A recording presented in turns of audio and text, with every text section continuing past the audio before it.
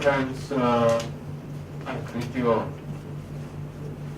I am not in a position to make an address after this elaborate presentation by Mr. Mswedi, because I'll be spoiling the presentation. And in fact, you'll be, by the time I finish speaking, you would have already forgotten some of the important information about our country. So I think I need to do justice to that presentation and maybe take the same approach as I did the last time I was here. That this is not, an us and them type of a discussion. This is a gathering of friends who are supposed to be, discussing, sharing ideas, sharing views on how best we can basically build this particular relationship that has been existing for many years. And let me firstly congratulate you on the successful election that you held recently. The President has indicated that we share a lot in common, and he has basically raised a number of issues of commonality. But one thing that we differ on this time is that with us it was a continuation of the process. With you it was a drastic change that basically surprised all of you. Because for the first time I think you were able to have a party that has got an outright majority, which is something that I don't think you were dreaming of before the elections. So there's a difference basically, that our elections were easily,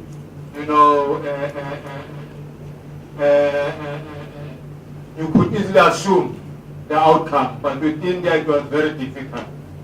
And I think that because of the history of the country, the richness of the country, the dynamics of the country, that you are one of the oldest democracies.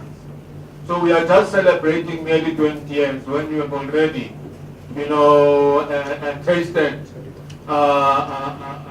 liberation way before us. So in that sense, we could see, democracy in action.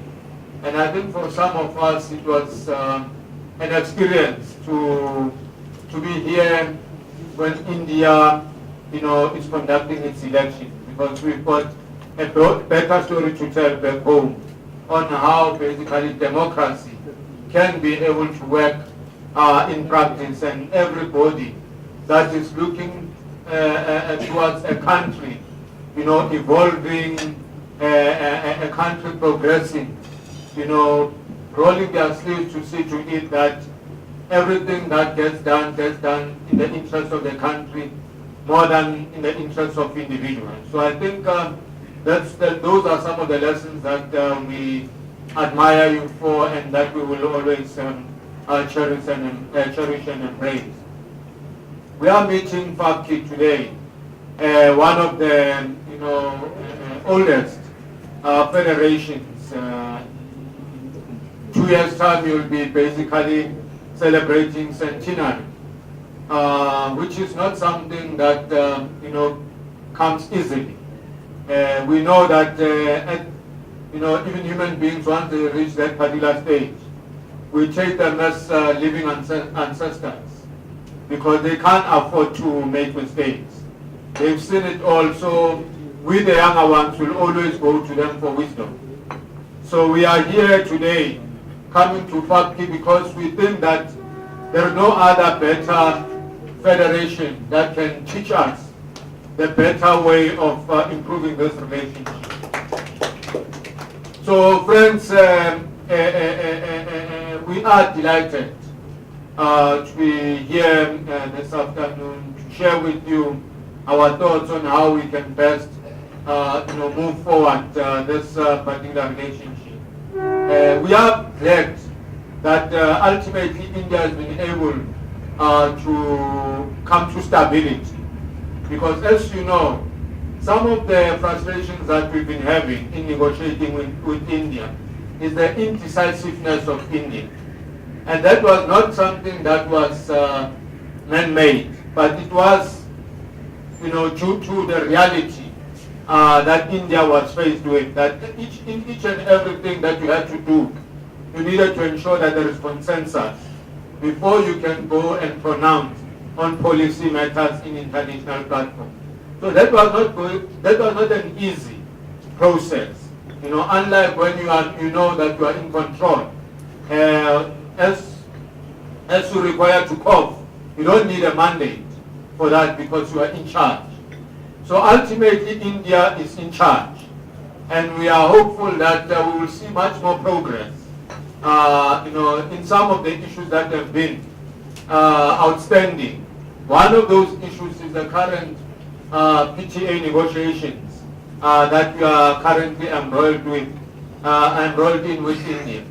And we believe that through your own influence and guidance, soon we will see, the negotiations coming to an abrupt end with a product that we will all be proud of. So we're looking forward with much, anticipated hope that we will, as you celebrate, the move forward movement of India, we will also benefit in that regard to see to it that some of the, long outstanding issues are ultimately resolved. But I think what is also important is that, like it has been said, we don't see our visit as an event. We feel that in each and every relationships needs to be serviced. So we are here to service a relationship. To say to you, we're not here because of ulterior motives. We're here because we think that, it's human. That friends must always visit each other. Friends must always come together to dialogue and, exchange ideas. So we are not apologetic about our visit. We are not, afraid to declare that our interest is not about, narrow, selfish interest, but our interest is about mutual benefit out of this relationship. That we are here to present to you what South Africa is holding for the future of this relationship. And equally so, we expect you that you will also hold us by hand, move forward with us as you basically work towards, a prosperous India.